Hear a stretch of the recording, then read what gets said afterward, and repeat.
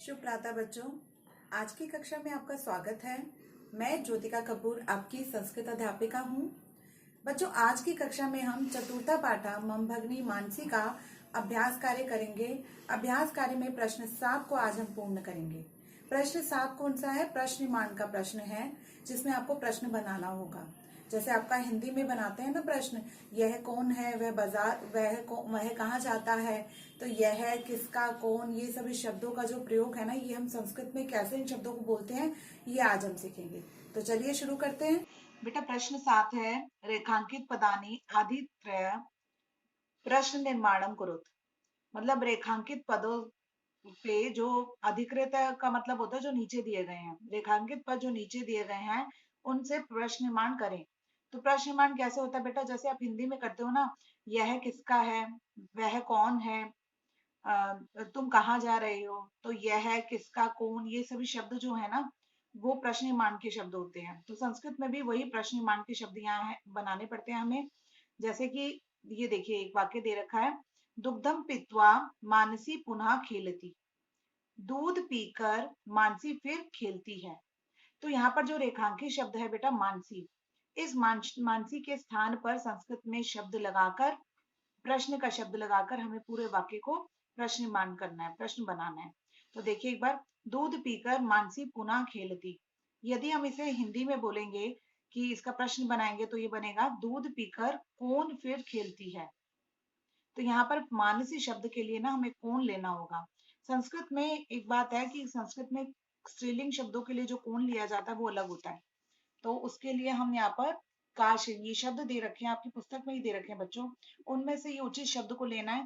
इस कहा का अर्थ होता है कि कौन सब जो स्त्रीलिंग के लिए लिए जाते हैं, और इस शब्द का अर्थ होता है काका कि कौन स्त्रीलिंग में एक वचन के लिए। तो यहाँ मानसी जो है एक वचन के लिए, और कौन शब्द को यहाँ पर लिखना है हमें। तो हमने यही किया कि दुग्धम पीत्वा का पुनः खेलती, दूध पीकर कौन फिर खेलती है। तो हमने मानसी के स्थान पर का शब्द को लिया और पीछे प्रश्नवाचक चिन्ह लगाया, क्योंकि ये हम प्रश्न निर्माण कर रहे हैं। बच्चों, जैसे आप अपनी पुस्तकों में लिखते हो ना, ब्लैक पेन से, काले पेन से आप प्रश्न लिखते हो, तो ऐसे ही आपने ना ये काले पेन से प्रश्न लिखने हैं, और ये जो उत्तर वाली लाइन दे रखी है ये आपने अपने नीले पेन से करनी है। ठीक है? तो इस तरह से आपने करना है। तो यहाँ पर हमने केवल मानसी की तरह से लिखा। अब मैं आपको कुछ शब्द समझा रही हूँ, उन शब्दों के हिसाब से हम आगे ये जो वाक्य दे रखे हैं इनको करेंगे। चलिए शुरू करते हैं। तो बेटा शब्द है कहा। कहा का अर्थ होता है कौन। ये पुल्लिंग एक वचन के लिए लिया जाता है। यदि कोई बालक या कोई पुरुष में, उसमें एक वचन में अगर कोई रेखांकित लाइन और हमें प्रश्नमान करना है तो हम कहा शब्द का प्रयोग करेंगे, यदि कौन के हिसाब से हमें लिखना है तो। ऐसे ही का शब्द जो कि कौन स्त्रीलिंग एक वचन है, जो भी हमने मानसी रेखांकित हुआ था शब्द, तो हमने उसके लिए का शब्द का प्रयोग किया था, तो इसलिए ये स्त्रीलिंग शब्द है और एक वचन के लिए प्रयोग किया जाता है।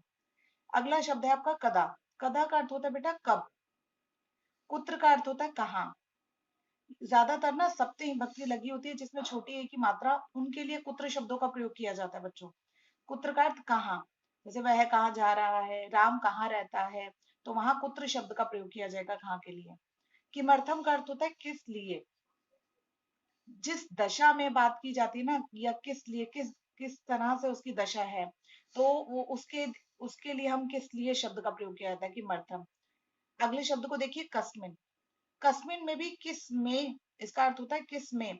ये सप्तमी भक्ति का शब्द है कस्मिन, ये किम शब्द के रूप में कस्मिन सप्तमी भक्ति में आता है। तो किस में शब्द जब आपने प्रश्न में निर्माण करना हो तब आप कस्मिन शब्द का प्रयोग करेंगे। किम का अर्थ होता है क्या, कथम का अर्थ होता है कैसे, कति का अर्थ होता है कितने, कहा का अर्थ होता है कौन सब, जो कि स्त्रीलिंग बहुवचन में दिए गए हैं। के शब्द का अर्थ होता है कौन सब पुल्लिंग बहुवचन में। बच्चों ज्यादातर ना बाल काहा शब्द या बहुत सारे पुल्लिंग में जब बहुवचन में रेखांकित करते हैं ना शब्द को, तब ये शब्द हमें बनाना होता है प्रश्न में, लेकिन ये ज्यादातर बच्चे इन शब्दों को भूल जाते हैं। तो आपने ये पूरी तालिका ना अपने पूरे शब्द रूप इसके शब्द अर्थ याद करने हैं, ताकि अब प्रश्न निर्माण करना आपको आसान हो सके। तो चलिए अब उसका दूसरा भाग करते हैं पूर्ण। आइए इसके दूसरे भाग पर। सायकाले उत्सव भविष्यति, शाम में उत्सव होगा।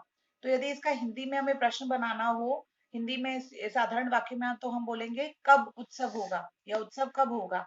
तो हमने सायकाले शब्द के स्थान पर ही केवल ये जो शब्द दे रखे हैं कोष्टक में, इनमें से उचित शब्द लगाना है। कदा का अर्थ होता है कब, कुत्र का अर्थ होता है कहाँ, कथम का अर्थ होता है कैसे, जैसे अभी हमने पढ़ा। तो सायकाले उत्सव होगा, तो हमारा प्रश्न बनेगा कब उत्सव होगा। तो कब के लिए हम लेंगे यहाँ पर कदा को, कदा उत्सवा भविष्यति, और पीछे प्रश्नवाचक चिन्ह लगाना है आपने, पूर्ण विराम नहीं लगाना। ठीक है, तो ये बनेगा कदा उत्सवा भविष्यति, कब उत्सव होगा। आइए अगले वाक्य पर। तस्य चत्वारि मित्राणि सन्ति। बच्चों यहाँ एक बात ध्यान देना कि आपकी पुस्तक में ना यहाँ पर जो रेखांकित दे रखा है ना, वो मित्राणी को दे रखा है, जबकि जो रेखा है ना बच्चों, रेखांकित करना यहाँ चतवारी को चाहिए। तो हमने यहाँ पर चतवारी को मैंने रेखांकित किया, क्योंकि ये कुछ मिसप्रिंट होगा बेटा आपकी पुस्तक में। तो आप मित्राणी के स्थान पर चतवारी शब्द को रेखांकित कीजिएगा। उसके 4 मित्र हैं।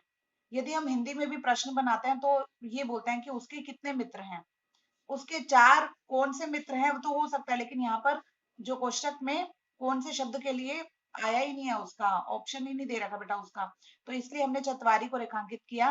तस्य चतवारी मित्राणि सन्ति, उसके 4 मित्र हैं।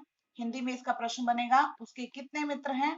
तो यहाँ हम बना रहे हैं, कथम का अर्थ होता है कैसे, कुत्र का अर्थ होता है कहाँ, कति का अर्थ होता है कितने। तब हम यहाँ प्रश्न बनाएंगे तस्य कति मित्राणि सन्ति, और आप देखिए कति का अर्थ होगा कितने, और पीछे आपने प्रश्नवाचक चिन्ह लगाना है।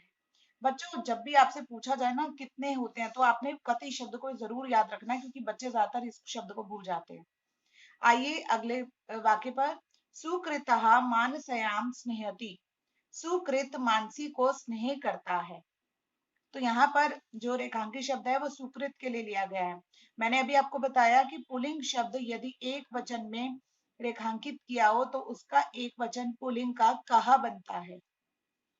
ठीक है, तो यहाँ पर का जो कि स्त्रीलिंग वाला शब्द है, कहा और किम, ये सभी दे रखे हैं।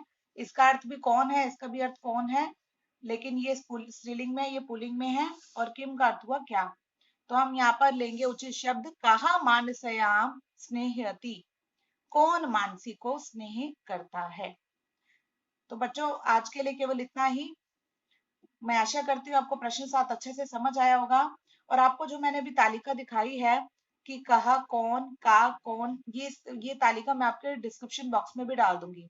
आपने इन शब्दों को ना अच्छे से याद करना है, और ये वाला प्रश्न आपने अपनी कार्य पुस्तिका में पूर्ण करना है, यही गृह कार्य है। धन्यवाद।